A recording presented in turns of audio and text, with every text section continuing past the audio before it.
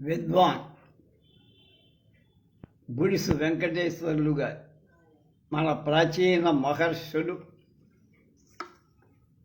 18వ భాగం 1-2-26 రెండవ భాగంలో ఉన్నాం మనం. వశిష్ఠ మహర్షి స్తుతి. వశిష్ఠ మహర్షి భారత బ్రహ్మర్షులలో అగ్రేసరుడు, నవబ్రహ్మాలలో విశిష్ట కీర్తనీయుడు, సప్త మహర్షులలో ఉత్తముడు, ఇక్ష్వాకు వంశ క్షత్రియ కులగురువు, త్రిలోక పూజ్య అయిన అరుంధతి ప్రాణనాథు. వశిష్ఠుడి ప్రథమ జన్మ. బ్రహ్మ సర్వలోక ప్రాణుల బహువంశ పరంపరలు వృద్ధి కాకుండటానికి బాధపడి దానికోసం తనతో సమానమైన వాళ్ళైన ప్రజాపతులు తన మానస సృష్టిలో పుట్టించారు. వాళ్ళే భృగువు, పులశ్చ, పులహ, క్రతు, అంగీరస, అలాగే మరీచ్, దక్ష, అత్రి, వశిష్ఠ. వీళ్ళే నవబ్రహ్మలు. వీళ్ళందరినీ చిరకాలం తపోగరిష్ఠులై ఉండి వివాహమాడి పుత్రులను పొంది వంశ అభివృద్ధి చేశారు. అందులో వశిష్ఠుడు దక్షుడి కూతురైన ఊర్జ అనే ఆమెను వివాహమాడి ఆమె యందు విరజుడు, గోత్రుడు, ఊర్ధ్వబాహుడు, నవనుడు, అనఘుడు, సుతపుడు, అలాగే శుక్రుడు, శక్రుడు అనే 7 పిల్లని కొన్నారు. ఆ మగవారు. ఈ 7 తమ ప్రభావం వల్ల ఉత్తరం మన్వంతరంలో సప్తఋషులై విలసిల్లారు. ఆ తర్వాత వశిష్ఠుడు బాహ్యేంద్రియ వ్యాపారాలను వదిలేసి రాగద్వేషాలు విడిగి ఫలమూలాలు ఉపయోగించి ఘోర తపోవనంలో అగ్ని రూపుడై 2వ బ్రహ్మలోకం అనదగిన ఆశ్రమాన్ని నిర్మించుకొని సాక్షాత్ పితామహుల పోలిన బ్రహ్మర్షి వాలకిల్యాదులు శిష్యులై కొలుగు ఉండగా వెలుగొందుతూ అలా ఉండగా ఒకనాడు అయోధ్యాపాలకుడైన ఇక్ష్వాకు రాజు వశిష్ఠ మహర్షిని ఆహ్వానించి తన గృహంలో ఉంచుకొని చిరకాలం పూజించి అతడి కృపకు పాత్రుడయ్యా. వశిష్ఠుడు అతన్ని కరుణించి వరం కోరుకోమనగా, మహాత్మా, ఇవాళ మొదలు తాము మా కుల గురువులై మా వంశక్షేమాన్ని కోరుతూ ఉండాలని వినమిత వదనుడై ప్రార్థించి భూత భవిష్యద్ వేది అయిన వశిష్ఠ మహర్షి విష్ణుమూర్తి శ్రీరాముడన అతని వంశంలోనే జనించబోతాడు అని గుర్తించి అతని ప్రార్థన అంగీకరి.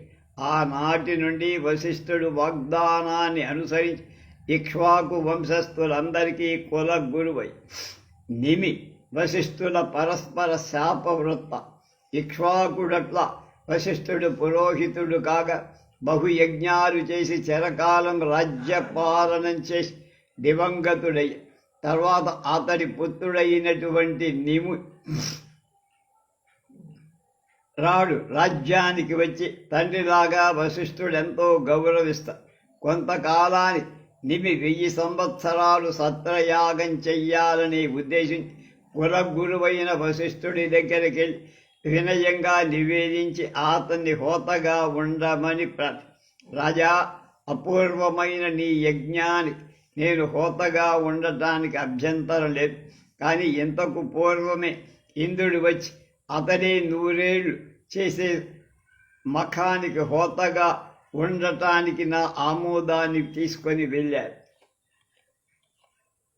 కనుక పురుహూతుని యజ్ఞం పూర్తయిన తర్వాత నీ క్రతువు ఆచరిద్దాం అని చెప్పి నిమిని పంపేశారు. కానీ నివి చక్రవర్తి ఇంటికి వచ్చి యజ్ఞోపకరణాలైన పదార్థాలన్నీ సంపాదించి వశిష్ఠ ఆగమనం మనస్సులో ధృవీకరించుకొని గౌతమ మహర్షిని పురోహితుడిగా పిలిచి యజ్ఞం ప్రారంభి. ఈ ప్రకారం నిమి యాగం అవిచ్ఛిన్నంగా కొనసాగుతుంటే 100 సంవత్సరాలు వజ్రి యాగం సమాప్తం చేసి వశిష్ఠ మహర్షి నిమి యాగానికి హోత అయిన అవ్వే ఉద్దేశంతో వచ్చి నివి యజ్ఞవాటంలో గౌతమ మహర్షి ఆజ్యంలో యజ్ఞం అవుతుండటం చూసి వశిష్ఠుడు కోపించి, అవురా, నన్ను హోతగా పిలిచి నీ వచ్చేలోపై నాతో చెప్పక ఎందా కూడా నన్ను ఉదాసీనుని చేశావు. ఏమి ఈ కండకావర, ఈ దోషానికి నిమి విదేహుడగుగాక అని శపి. ఇంతలో నివి లేచి వచ్చి తన్ను శపించినందుకు వశిష్ఠుణ్ణి కోపించి అతడు కూడా విదేహుడవుయేట్టుగా ప్రతిశాపం ఇచ్చి, అప్పుడు నిమి చక్రవర్తి శరీరాన్ని విడువగా గౌతమాది మహర్షులంతా కూడా దేహాన్ని తైల గంధాదులతో సంరక్షించి విధి విద్యుక్త మార్గంలో 1000 యజ్ఞం పూర్తి కావించ. అప్పుడు దేవతలు ఇంద్రాదులు వచ్చి నివి కోరిన ప్రకారం అతడు సమస్త జీవుల నేత్ర పద్మాల కనురెప్పై మెలగాలనే వరాన్ని అనుసరించి వెళ్ళిపోయాడు. అందుకని నిమి అంటే నిమీలిత నేత్రుడు అంటుంటాం మనం. కనుక వశిష్ఠ మహర్షి ద్వితీయ జన్. ఆ తర్వాత వశిష్ఠ మహర్షి విగత జీవుడై చనిపోయి అపారమైన ఆత్మీయ తేజాన్ని, యోగ విద్యా బలాన్ని మిత్రా వరుణలలో నివేదించారు. తర్వాత ఊర్వశి దర్శనంతో మిత్రావరుణుల వీర్యాలు స్ఖలితంగా ఊర్వశి వాణిని ఒక నూతన భాండంలో బదిలపరిచి అందుండి దేహధారి అయి వశిష్ఠ అగస్త్యుడితో పాటు వశిష్ఠుడు అగస్త్యుడు ఇద్దరూ కూడా బయటికి వచ్చి కుంభ సంభవుడు అయ్యారు. అలా పునర్జన్మం పొందిన వశిష్ఠ మహర్షి తన పూర్వాశ్రమం చేరి తపో దీక్షానబద్ధుడై ఉన్నాడు.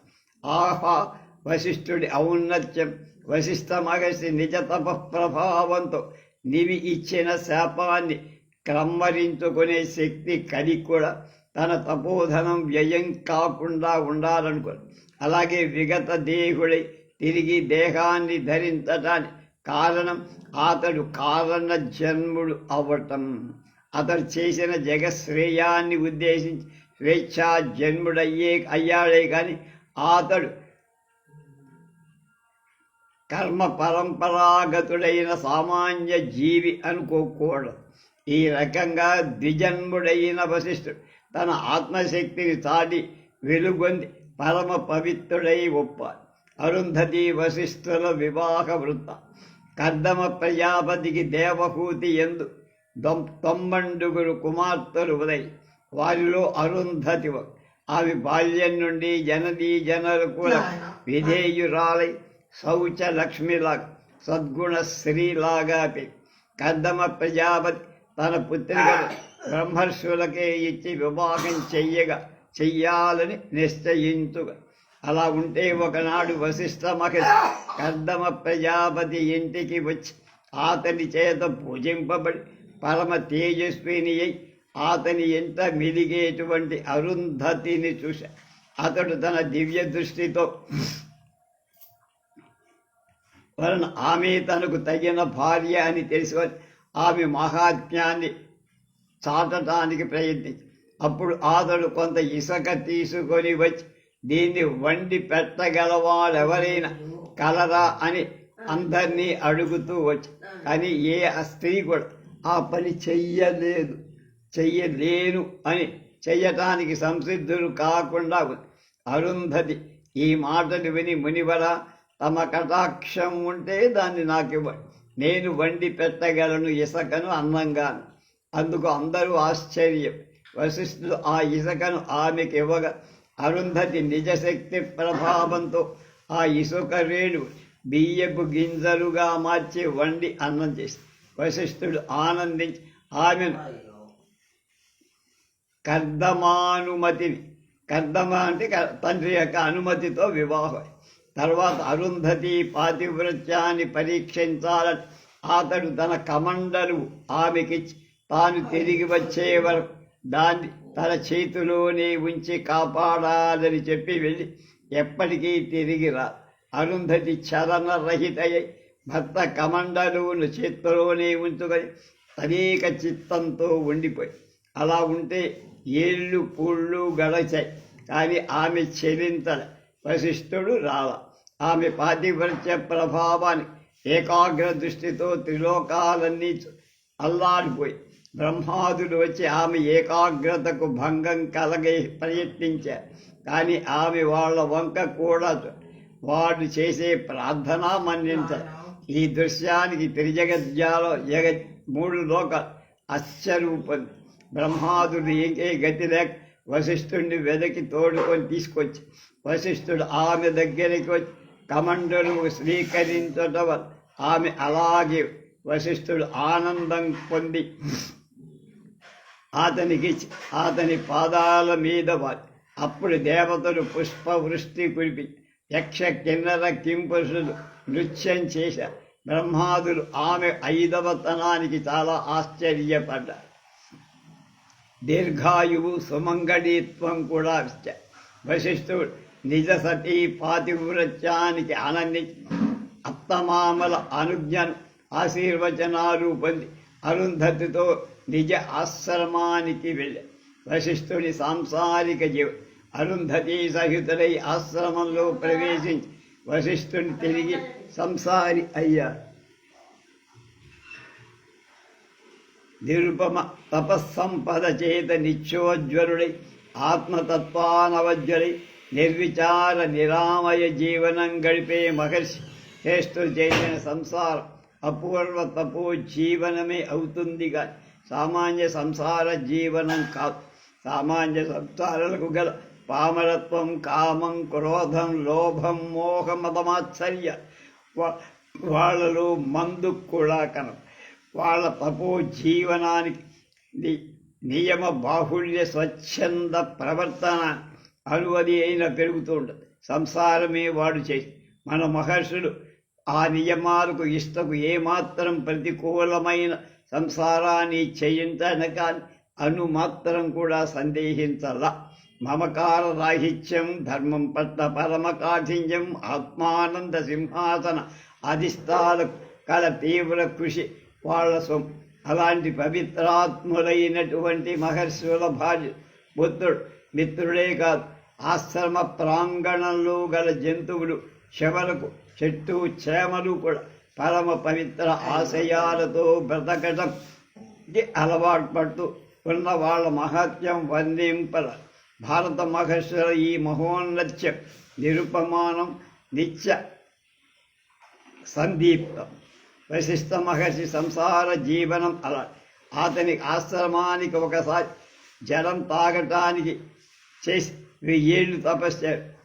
ఒకరోజు నీళ్లు తాగి 1000 ఏళ్ళు జపం చేశారు. ఒకనాడు గాలి యావజ్జీవితం నిష్టగా ఉండే మహనీయుడు ఒకనాడు జీర్ణ పర్ణాలు అంటే చివికిపోయిన ఆకులు ఉపయోగి అనేక ఏళ్ళు తపస్సు చేసే మహాత్మ. ఆహారం లేకుండానే కల్పకాలం అచంచల యోగంలో ఉండే యోగి మొదలైన వాళ్ళు అందరూ మహర్షి శిష్య గణాలై ఉన్నారు. మాతృవాత్సల్యంతో వాళ్ళకి బ్రాహ్మ భాజనత గృహస్థ ధర్మాలు నిర్వర్తించట అరుంధతి గృహిణీ ధర్మం. మనోవాక్కాయ కర్మల చేత భక్తి భగవంతుడని నమ్మి అతనికి శుశ్రూషలు చేస్తూ అతని కోరికపై పరమ దయార్ద్ర హృదయం అతిథి అభ్యాగత పూజ తరుపు నిరంతర నిష్ఠా గర్విష్టత మెలగి అరుంధతి కదా ఆదర్శ గృహిణి అంటారు బుడిసువారు. ఒక్క గృహస్థాశ్రమానికి యోగం, భోగం, దానం, త్యాగం, తపం, ధర్మం సమస్తము అక్కడ నిర్వహిస్తాం. అంత పరమ ఆదర్శప్రాయ భారత సాధ్వుల పవిత్ర గృహస్థ ఆశ్రమ ధర్మం. ఈ రకంగా కడుస్తున్న అరుంధతి 10 సేవే అతని హృదయం. అది అనంత సత్వరైన 100 పుత్రులను పొందింది. పరమ సాధ్విగా వశిష్ఠుడు సద్గృహస్థ విధులు తీరుస్తూ ఆదర్శ గృహస్థ రత్నం అనే పేరు. వశిష్ఠ విశ్వామిత్రుల వైరం. ఒకప్పుడు కన్యాకుబ్జంలో గాధిపుత్రుడైన విశ్వామిత్రుడు నిరమిత్రముగా రాజ్యం చేస్తూ ఒకనాడు మృగయార్థం అడవికి వెళ్ళి అపార బల సమేతుడై తిరిగి ఆకలి దక్కి దప్పులతో వశిష్ఠ మహర్షి ఆశ్రమానికి వచ్చి వశిష్ఠుడు క్షత్రియోచిత ఉపచారాలు చేసి అతడు ససైన్యుడై దస్సి ఉన్న కారణంగా విందుకు ఆహ్వానించి నందిని ధేనువు మూలంగా షడ్రసోపేతాలైన సమస్త పదార్థాలు విశ్వామిత్రుడికి ఇచ్చి విందు చేసి విశ్వామిత్రుడు నందిని ప్రభావంలో ఆశ్చర్యపడి ఈ తత్పరిగ్రహ కుతూహలం హృదయుడై వశిష్ఠుడి దగ్గరకు వెళ్ళి మునివర ఈ నందిని ధేనువు నీకు దీంతో సమానమైన 1,00,000 గోవులు ఇస్తా, 1,00,000 మణులు, 1,00,000 గుర్రాలు ఇస్తా. ఆ నందిని ధేనువును నాకివ్వ. వశిష్ఠుడు, రాజా, దీనిలో పితృదేవతా తిథి పూజ సమయంలో దీన్ని ఉపయోగిస్తున్నా, ఇది నీకెందుకయ్యా, మాకు సంపదలెందుకు పొమ్మ. అప్పుడు విశ్వామిత్రుడు రాజ అహంకార పూరితుడై, నేను క్షత్రియుడని, నువ్వు బ్రాహ్మణుడివి, నేను నిగ్రహానుగ్రహ సమర్థుడు, నువ్వు శాంతుడు, నేనే మొదవును ఆవును బలిమిగా అంటే బలవంతంగా తీసుకుపోతానని ధేనువును పట్టుకొని పోతా. వశిష్ఠుడు ప్రశాంత చిత్తంలో ఊరుక, కానీ ఆ ధేను పట్టిక వాళ్ళని తప్పించుకొని వశిష్ఠుడి దగ్గరికి వచ్చి రక్షించమని మొరలు పెట్టి, అప్పుడు అతడు కరుణతో, అమ్మా, శత్రు బలాలు నాశనం చెందింపజాలే బలాల్ని నువ్వే పుట్టించు అంటే నందిని చిందరరి నిదాఘమనీయంగా మధ్యం దినమాత్తాండంలాగా దుర్నిరీక్షమై అంగ విక్షేపంలో అంగార వృష్టి అంటే అగ్ని వృష్టి కురిపిస్తూ తోకలోంచి వాళ్ళలో శబరుడు శక్కురున్మూత్రాలలో యవన పౌండ్ర పులింద ద్రవిడ సింహుడు ఫేనం అంటే నురుగు మీద దొరద బర్బరుదులను పుట్టించి వాళ్ళందరినీ ఒక్కసారిగా విశ్వామిత్ర సైన్యాలని హతమార్చేటు చేయి. మిగిలిన జనుడు విశ్వామిత్రుడు 9 కొడుకులు కూడా చచ్చిపోయిన తర్వాత వశిష్ఠుడిని చంపమని అతని మీదకు రాగా అతని హుంకారంతో వాళ్ళంతా చచ్చిపోయారు. విశ్వామిత్రుడు తపస్సుకు మెప్పించి అస్త్రాలను పొంది యుద్ధానికి రావు. విశ్వామిత్రుడు అవమాన పరీభూత చేతస్కుడై హిమగిరికి వెళ్ళి ఈశ్వరుడి గురించి తపం చేసి అతని వల్ల సమస్త శస్త్రాస్త్రాలు పొంది తిరిగి వశిష్ఠుడి మీదకొచ్చారు. అప్పుడు వశిష్ఠుడు ఆశ్రమంపై విశ్వామిత్రుడు అధిక రోషంతో దివ్యాస్త్రం వేశారు.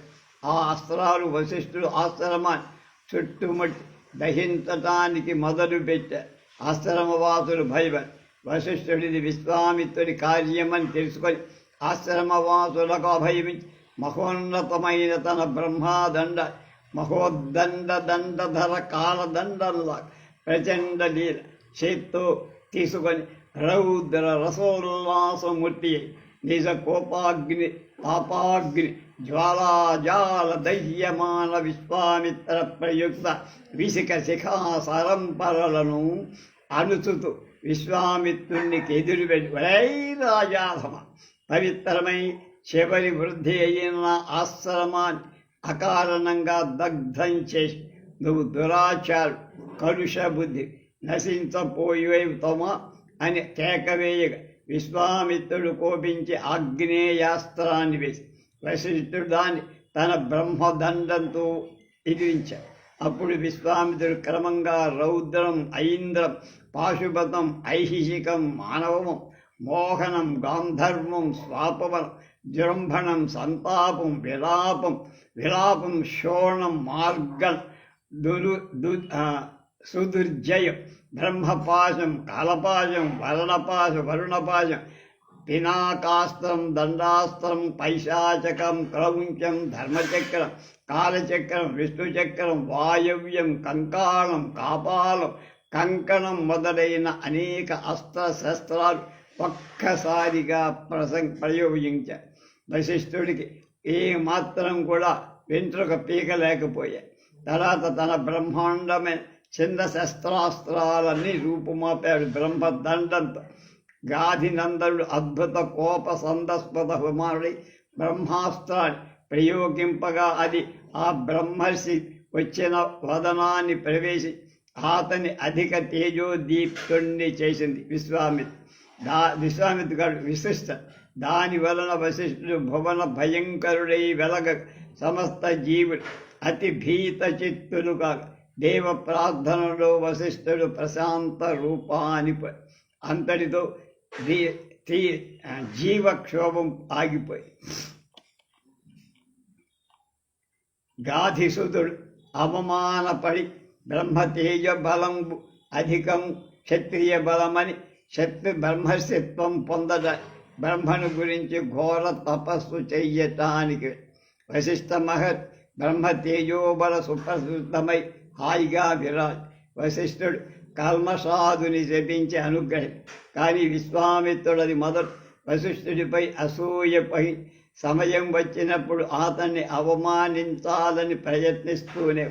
అలా ఉండగా ఇక్ష్వాకు వంశకుడైన సుధాముడి పుత్రుడు విశ్వామిత్ర సఖుడికి యాజకత్వం అపేక్షించి తత్పురోహితుడైన వశిష్ఠుడితో బద్ధ వైరుడై. అలా ఉండగా మిత్రసఖుడు వశిష్ఠుడి ఆత్వీయాన్ యజ్ఞం చేస్తా.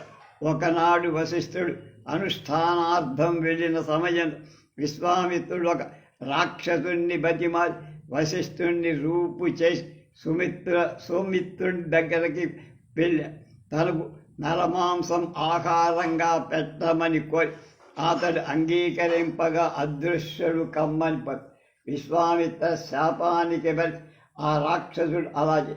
అప్పుడు వశిష్ఠుడు అనుష్ఠానాంతరం వచ్చి భోజనం చేస్తుండగా నరమాంసం తీసుకొచ్చి సుమిత్రుడు అతనికి చెచ్చ. వశిష్ఠుడు కోపించి అతన్ని రాక్షసుడు కమ్మని శపించాడు.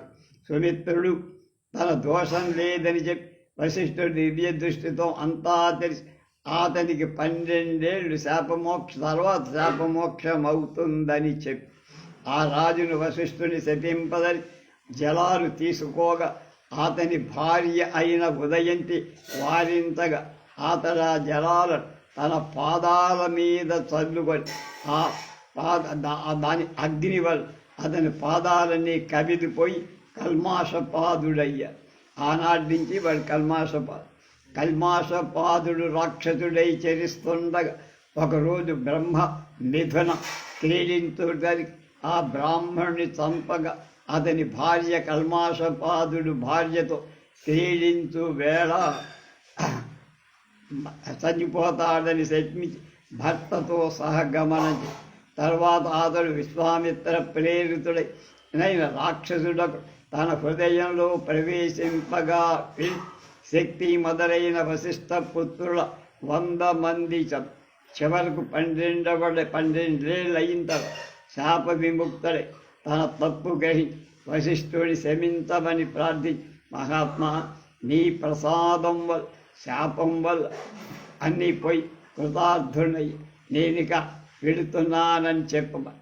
వశిష్ఠుడు రాజా సకల గుణభూషితుడమై బ్రాహ్మణ భక్తుడమై రాజ్యం చేస్తూ సుఖంగా బ్రాహ్మణులకు అవజ్ఞ చేసి ఇంద్రాదులే చదటం మరవక కలనైనా విప్ర నింద చేయకని బోధించి మరి ఏదైనా వరం కోరుకోమంటే అడిగారు.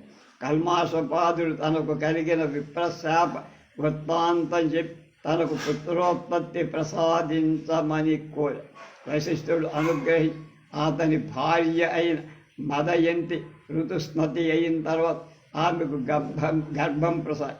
ఈ ప్రకారంగా వశిష్ఠుడి కృప వల్ల మదయంతి అశ్మకుడనే వాడిని కన్నది. పుత్ర శోకం వల్ల వశిష్ఠుడిని మరణ ఉద్యోగం శక్తి మొదలైన వశిష్ఠ పుత్రుడు 100 మంది విశ్వామిత్ర ప్రేరితుడైన రాక్షసుడి చేత చంపబడిన తర్వాత వశిష్ఠుడు తన కుమారుల మరణానికి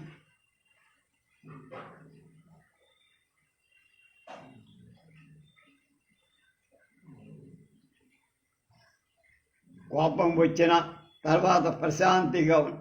కానీ ఆ సమయంలో పంచభూతాలు తన పట్ల ఎలా ప్రవర్తిస్తాయో చూద్దామని అతడు పుత్ర శోక వ్యాజంలో మరణ ఉద్యుక్తుడై దావాగ్ని మధ్యమంలో ప్రవేశి ఆ క్షణంలో ఉగ్ర శిఖానలం ఉష్ణం చెలి చల్లనై అగ్నిలో దూకాడు. అగ్ని చల్లబడి తర్వాత వశిష్ఠుడు కంఠ దేశంలో రాయి కట్టుకొని గొంతు సముద్రంలో దిగ. కానీ అంబుధి తన తరంగ హస్తాలతో అతన్ని ఎత్తి ఒడ్డున పారి.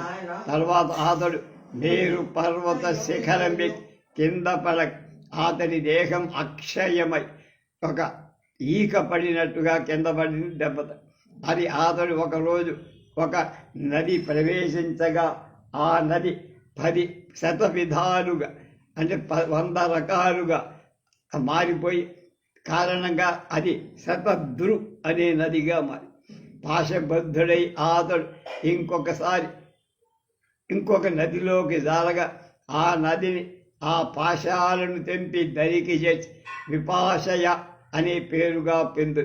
ఇదే విధంగా అన్ని భూతాలు వశిష్ఠుడిని ఆదరి సుఖవంతుణ్ణి చేసి అతని మరణ ఉద్యోగాన్ని విరమింపచేశాయి. పిమ్మట శక్తి భార్య గర్భంలో పరాశరు అతనికి వేదవ్యాసుడు జనించడం తెలియ వశిష్ఠుడు ఆత్మ మరణోద్యోగాన్ని సృష్ణా మరణ ప్రయత్నాన్ని నివారించి పరాశరుడు తండ్రి వధకు చింతి సకల లోక సంక్షోభకరమే యజ్ఞం ప్రారంభించి జగద్ధితమతి వశిష్ఠుడు దాన్ని వారించి సంస్థవనీయుడై వశిష్ఠుడు తపతీ సంవరణల గురించి కాపాడ. ఒకప్పుడు ఆదిత్యుడి పుత్రి అయిన తపతి అని ఆమె యవ్వనవతిగై ఉండగా భరత కులస్థుడు అకామీల నందనుడు అయినటువంటి సంవర్తుడు తన పతిని చూసి మోహించి సంవర్తుడు తపతిని చేరి తన కాంక్ష తెలపగా ఆమె సూర్యుడి అనుమతిని పొందమని అడిగమ. సంవరుడది ఎలా సాధ్యమవుతుందని విచారిస్తూ సూర్యారాధన పరుడి కుల గురువైన వశిష్ఠుడిని మనసులో తగ్గి వశిష్ఠుల మహర్షి కరుణాపరుడి వచ్చి సంవరుని కోరిక యోగ దృష్టితో తెలిసి అతను అన్వయించి సూర్యుడి దగ్గరికి నియుత యోజనాలు చలి సూర్యుడిని స్తుతించాడు. అక్కడ దాకా భానుమూర్తి వశిష్ఠుడిని ఆదరి యాగం వల్ల ప్రయోజనం అడిగా. ఆగమనం వల్ల వశిష్ఠుడు తపని సంవరుడు మోహించి ఉండటం చెప్పి తపని తనతో కూడా పంపమని సంవరుడై తపతికి తగిన వరుడని సూర్యుడు ఆనంది తన కూతురు వశిష్ఠుడికి అప్పగించాడు. వశిష్ఠుడు ఒకనాడు దివిసంలో 3 నోళ్ల 64 యోజన ఒక నిమిషంలో 364 యోజనాలు పరిచేటువంటి ఆదిత్యుని నరదంలో సక్రమంగా తన తపతిని తీసుకొని వచ్చి అరదంలో ఆ తపతిని తీసుకొచ్చి సంవరునికి విద్యుక్తంగా వివాహం చేసి తన పురోహిత ధర్మాన్ని నిర్వర్తి.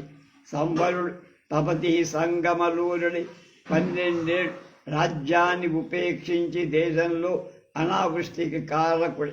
అప్పుడు వశిష్ఠుడు శాంతి పౌష్టిక విధులు చేసి అఖిల ప్రజలకు అనురాగమైనట్లుగా వృష్టి కల్పింపజేయంటే వర్షాలు పడేచేసి ఈ విధంగా వశిష్ఠ మహర్షి ఆశ్రిత సుజన సంరక్షకుడే అమిత విఖ్యాతిపతి వశిష్ఠుడు దాశరథులకు ఉపయోగపడి శ్రీరాముడి పూర్వుడైన అనరణ్యుడు ఒకప్పుడు దైవద్రోహము వల్ల కుష్ఠరోగ పీడితులు కాగా వశిష్ఠ మహర్షి అతనికి ఆరోగ్య వ్రతం ఉపదేశించి పశ్చాత్తాపుణ్ణి చేసి రోగ విముక్తుడిని రక్షించాడు.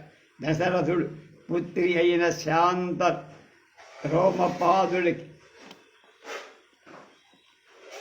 పెంచు ఇమ్మని కోరగా అంగీకరింపని సమయంలో భవిష్యత్తు ఎదిగిన వశిష్ఠుడు దశరథుడు శాంత కారణంగా సంతానం కలుగుతుందని ఎరిగించి ఒప్పుకొనే చేశాడు.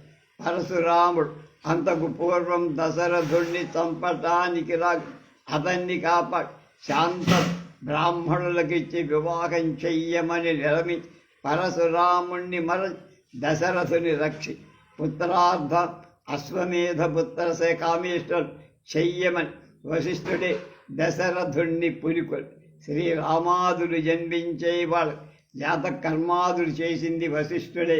పేర్లు కూడా దశరథుడు చనిపోగా భరత శత్రుఘ్నులు పిలిపించి రాజ్యం పాడు కాకుండా అతడే కాపాడాడు. శివధనుర్భంగం చేయించి శ్రీరాముడు సీతను పొందగా వశిష్ఠుడే ఊర్మిళ లక్ష్మణులకు కొన్ని కుశధ్వజుడి కూతురు భరత శత్రుఘ్నులకు ఇప్పించి వివాహం చేయించి ఇట్లా అనేక పర్యాయ అనేక విషయాలు తోడ్పడి రఘువంశాన్ని ఉద్ధరించిన మహానుభావుడు వశిష్ఠ జనక సంభ. ఒకప్పుడు సుఖాసీనుడై ఉన్న వశిష్ఠ మహర్షి దగ్గరికి జనక చక్రవర్తి వచ్చి వినయంతో భక్తితో సంవాదం చేసి నమస్కారం చేసి ఉపాసించే అక్షరాల గురించి చెప్పమన్నారు.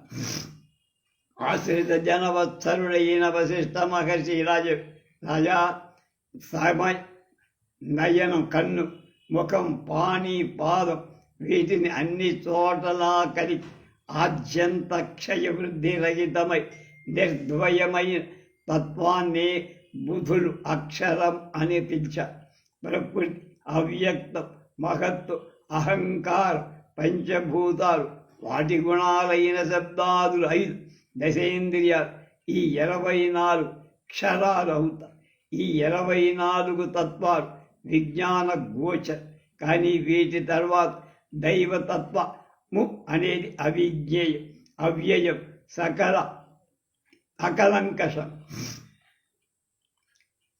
సమవాయం, అమృతము.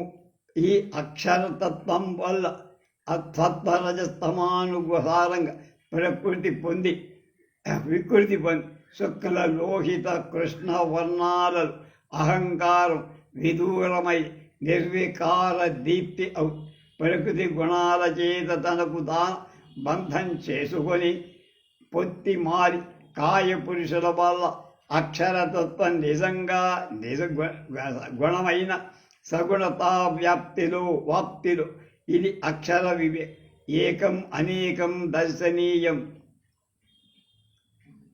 సదర్శనం సింతస్త్వం దత్వం అపవర్గం వర్గం అనేటువంటివి అక్షరానికి పర్యాయ పద. ఇవి ప్రబుద్ధలకే తెలుస్తాయి మామూలుగా. ఈ మాటలు విని జనక మహాత్మా యోగం సాంఖ్యం విద్య వీటి గురించి ఎన్ని మార్లు విన్నా నిలబట్టల్లా. తమ వంటి వారి నోటి నుండి వింటే శాశ్వతంగా జ్ఞాపకం ఉంటాయో కనుక వారి కరుణతో వాటిని బోధ చెయ్యి. రాజా, యోగం అంటే ధ్యానం. ఇది 2 విధాలు. ప్రాణాయామం మనస్సును ఏకాగ్రత వృత్తి అని, సగుణ భావం బ్రహ్మ ప్రాణాయామం నిర్గుణ భావంలో ఏకాగ్రత కల్ప చెయ్యాలి. అవ్యక్తమైన ప్రకృతి ప్రసవధర్మిణి అయిన బుద్ధి అహంకారం పంచభూతాలు విషయాలు ఇంద్రియాలుగా విస్తరిస్తాయి. వీటికి అధిష్టానమైన పురుషుడి వల్లనే ఇవి కలుగుతాయి. అతని కనులోమమైన సృష్టి వల్ల బహుత్వం, ప్రతిలోమం వల్ల సంహారం, ఏకత్వం సంభవిస్తాయి. క్షేత్రం అవ్యక్తం ప్రకృతి ప్రధానమైన తత్వం ఒక్కటే. దానినే సత్వం అంట. జీవుడు ఆ క్షేత్రం ఎదిగినవ కనుక క్షేత్రజ్ఞుడు అవ్యక్త పొలంలో ఉండటం చేత పురుషుడు అని పిలవబడు. అవ్యక్తం జ్ఞానం పురుషుడు, అవ్యక్తం జ్ఞానం పురుషుడు జ్ఞేయుడు అంటే తెలుసుకో తగిన. ప్రకృతి సగుణాత్మిక అంటే గుణాలతో పురుషుడు నిర్గుణుడు, అదే సాంఖ్యతత్వం. విద్య అంటే 25 తమతత్వమైన అక్షరం, అవిద్య ప్రధానం. అలా కర్మేంద్రియాలను బుద్ధి ఇంద్రియాలను విద్య, బుద్ధీంద్రియాలకు మనస్సు విద్య, మనస్సుకు భూత పంచకం, దానికి అహంకారం, దానికి బుద్ధి, దానికి అవ్యక్తం, దానికి 25 తమతత్వం. క్రమంగా విద్యలు. ఎప్పుడు ప్రకృతి తానను తలంచుకుంటాడు, నేనే ప్రకృతిని అనుకుంటాడు పురుషుడు. తాను ప్రకృతి కానని గ్రహించి పరమ సంబోధనం క్షరమైన అవ్యక్తాన్ని పోయి పంచవింశకుడు అక్షరుడై పరతత్వ నిర్దేశం పొందుతూ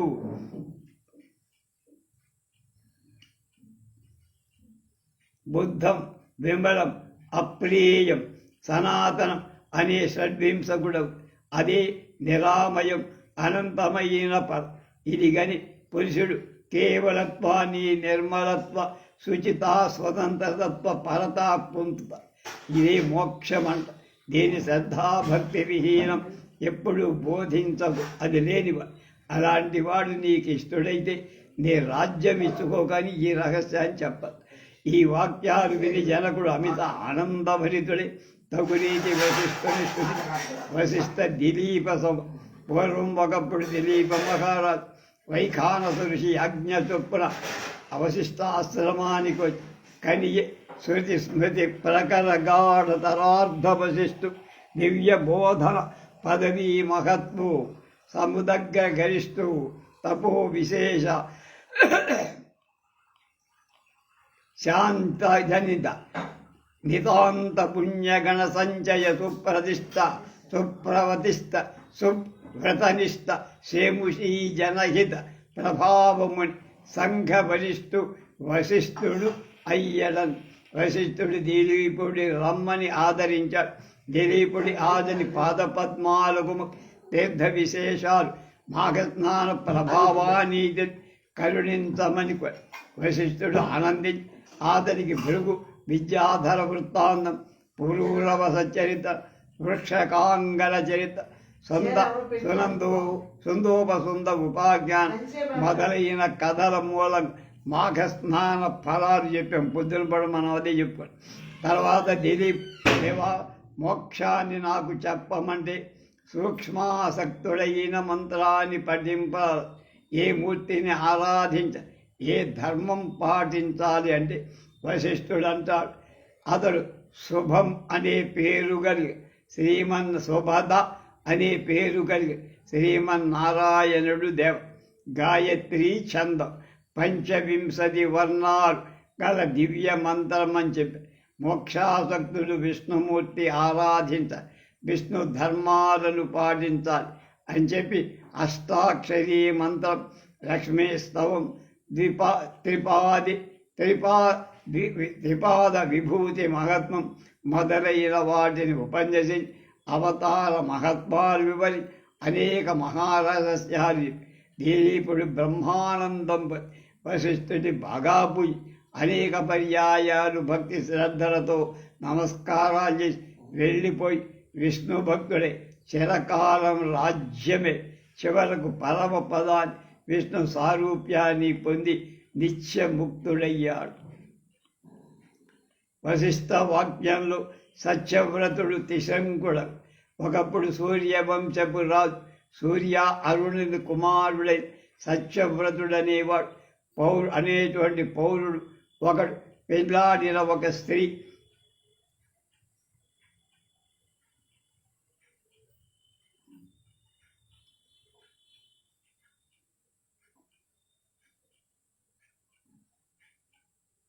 ఆమెకు కట్టుబడి పుచ్చుకొన్న అతని తండ్రి గ్రామం నుండి పౌద్రుడి కొంతకాలకు అరణ్య తీరావల్ ఉండిపోయి పురోహితుడైన వశిష్ఠ మహర్షి అరాజకం కాకుండా రాజ్యం అప్పుడే 12 ఏళ్ల నవగ్రహ గ్రహదోషం సంభవించగా వశిష్ఠుడు రాష్ట్రాన్ని పురాన్ని అంతఃపురాన్ని శాసించి విశ్వసనీయమైన ప్రభుత్వం పెంపు చేసి వరిష్టమైన ఆజ్ఞాబలంతో రక్షిస్తారు. ఈ సమయంలో విశ్వామిత్ర తన కుటుంబాన్ని పోషించుకోలేక తన పుత్రుడొకటి మెడకు తాడుగట్టి 100 గోవులకెవరైనా కొంటారా అన్న 100 గోవులు ఇస్తాను, నా కొడుకుని తీసుకుంటారా? సత్యవ్రతుడు నమస్కరించి మహాత్మా తమ వంటి తపస్సంపడు ఇటు చేయటం అగత్యమేమి, నేను మిమ్మల్ని పోషించటమే యజనంగా అంటే యజ్ఞంగా భావిస్తాను, అంగీకరింపమని కొరగా ఒప్పుకొని అప్పుడు అతడు మృగ మహిష వరాహాలు వన్యసత్వాలను చంపి తెచ్చి అంటే అడవి జంతువుల కౌశిక కళత్రం పుత్ర సముదాయానికి అంటే విశ్వామిత్రుడి భార్య పిల్లలకు పెట్టు దీక్ష వహించి నియమంతో తన వాగ్దానాన్ని చెల్లిస్తూ తన తండ్రి తన నగరం నుండి పోద్రోలిన కాదు కూడదనలేక వశిష్ఠుడిపై సత్యవ్రతుడు క్రోధం వహించి ఉన్న ఆ కారణంగా ఒకనాడు ఎక్కడికి అక్కడ మాంసం దొరకకపోవడం కామదోహి అయిన వశిష్ఠుని గోపు ఒకదాని చంపి ఆ మాంసంలు ఇవ్వగా వశిష్ఠుడు చూసి ఒరై నువ్వు తండ్రి చిత్రాన్ని కలుసుకోకుండా గురు గోద్రీంద్రాన్ని అప్రోక్షితమైన మాంస ఉపయోగ 3 రకాలుగా హృదయ శంకువులు నాటించావు కనుక త్రిశంకుడుగా ఉంటావు పొమ్మని అతడు అన్ని త్రిశంకుడనే పేరుతో తర్వాత వశిష్ఠుడు ఆద్దని రాజ్యానికి అతని బొందితో స్వర్గానికి పోగోని యాగం చేయింపమని త్రిశంకుడు వశిష్ఠుడు అతన్ని చివాడు అలాంటి కోరిక తీరటం అసాధ్యమని అప్పుడు వశిష్ఠ వాక్యాలు అసత్యం కావించాలి విశ్వామిత్రుడికి దగ్గర యజ్ఞం చేసి విశ్వామిత్రుడి తపస్సు వలన త్రిశంక స్వర్గం అందే గాని స్వర్గాన్ని పొందలేకపోయి ఈ విధంగా వశిష్ఠ వచనం అమోఘమై ఈ త్రిశంకుడి పుత్రుడైన హరిశ్చంద్రుడు పరమ సత్యవ్రతుడని ఇంద్ర సభలో వచ్చిన ప్రసంగం వశిష్ఠుడు అనగా విశ్వామిత్ర హరిశ్చంద్రుడు అసత్యవాది అని చెప్పి అది నిరూపించడానికి నానా ప్రయత్నాలు చేశారు. ఆ కారణంగా విశ్వామిత్రుడు ఎంత ప్రయత్నించినా హరిశ్చంద్రుడు అబద్ధం ఆడ. ఈ విధంగా వశిష్ఠ మహర్షి ప్రతి వాక్యం అమోఘం సత్య సమన్వితమై వశిష్ఠుడు మాంధాతకు హితోపదేశం సర్వసంపదలతో తొలదూగుతూ మహాచక్రవర్తి అయిన మాంధాత్ నిండు కొలువులో ఉన్న సమయంలో అతని అభినందించటానికి వశిష్ఠాది మహర్షులు వచ్చారు. మాంధాత వారి పాదపద్మాలు భక్తి శ్రద్ధలతో నమస్కారం చేసి రత్నసింహాసనం మీద వాళ్ళను కూర్చోబెట్టి భార్యతో శుశ్రూష చేయించారు. వాళ్ళు ఆనందించి అతని అభినందించి అప్పుడు మాంధాత ఋషికుల తిలకుడే వశిష్ఠుడి వల్ల తన పూర్వజన్మ వృత్తాంతం తెలుసుకోవాలి, తన జ్ఞానం తరింప చెయ్యమని అతన్ని ప్రార్థించి వశిష్ఠుడు కరుణతో కర్మస్వరూపం, బ్రహ్మస్వరూపం, వేదాంత పురాణ స్వరూపం, ఉపాసన స్వరూపం, భగవదవతార రహస్యం, భక్తి యోగ రహస్యం మొదలైన వారి సవిస్తరంగా వైరాగ్యాన్ని ఉపదేశించ మాంధాత్ ఆ మహనీయుడి బోధవల్ తన కలంక తీరిన బుద్ధి కాంచన అంటే మంచి బుద్ధి పొందారు. పెదప వశిష్ఠుడు అతని అష్టాక్షరీ మంత్రరత్నాన్ని ఉపదేశి కటాక్షించి వెళ్ళిపో. వశిష్ఠ మహర్షి స్మృతికర్తలలో వశిష్ఠ స్మృతిలో 30 అధ్యాయ ధర్మ జిజ్ఞాస, ధర్మాచరణ ఫలం, ధర్మలక్షణం మొదలు బ్రహ్మవాదుల ప్రధాన ధర్మాలు కర్మాలు, క్షత్రియుల శూద్ర అధర్మత్వం, ఆతతాయి వధవర్ణన, మధుపర్కారికం, పశుహింస ఫలం, ఆత్రేయ ధర్మ వర్ణనం, అలాగే ఆచార ప్రశంస, బ్రహ్మవాది ధర్మాలు, గృహస్థ ధర్మాలు, వానప్రస్థ ధర్మాలు, యతి ధర్మాలు, వైశ్వదేవాల స్నాతక వ్రతాలు, వస్త్రాది ధారణ విధి, ఉపాకర్మ మొదలైన పంక్తి బాహ్య వర్ణనం, దత్తత వ్యవహార విధి, పుత్ర ప్రశంసాదికం, చండాలాది జాతి నిరూపణ, రాజవర్ణనం, ప్రాయశ్చిత్తం, బ్రాహ్మణీగమన ప్రాయశ్చిత్తం, యాజ్ఞయాగాది ప్రాయశ్చిత్తం, అలాగే బ్రహ్మచారిణీ గమన ప్రాయశ్చిత్తం, కృచ్ఛ్ర నిధి వర్ణనం, రహస్య ప్రాయశ్చిత్తం, సాధారణ పాపక్షయోపాయ, వేదాధ్యయన ప్రశంస, దూషిత స్త్రీత్యాగా భావ ఫలాది, దానాది ఫల నిరూపణ, ప్రాణాగ్నిహోత్ర విధివన అనే విషయాలు వశిష్ఠుడితో చెప్పారు. దీన్నే వశిష్ఠ ధర్మ సూత్రాలను ఇంతకంటే చాలా విపులమైన ధర్మశాస్త్రాన్ని వశిష్ఠుడు బోధించాడని దాని వృద్ధ వాసిష్టమంటారని కూడా లోకంలో ప్రచారం. మితాక్షరం, స్మృతి చంద్రిక మొదలైనవి వృద్ధ వాసిష్టముని నుండి ఉదహరించి ఉన్నాయి. ఆయా విషయాలను వశిష్ఠు బోధించడాన్ని బట్టి యోగ వాసిష్టం, జ్ఞాన వాసిష్టం, జ్యోతిర్వాసిష్టం మొదలైన పేర్లు దానికి వచ్చి బ్రహ్మ తేజోబలం రూపం ధరించి పరమ పావన భారత వర్షమం వెలసను వశిష్ఠుడ భూమి వెలిగి అది సప్త ఋషి మండలముల చొచ్చే శాశ్వతముగా.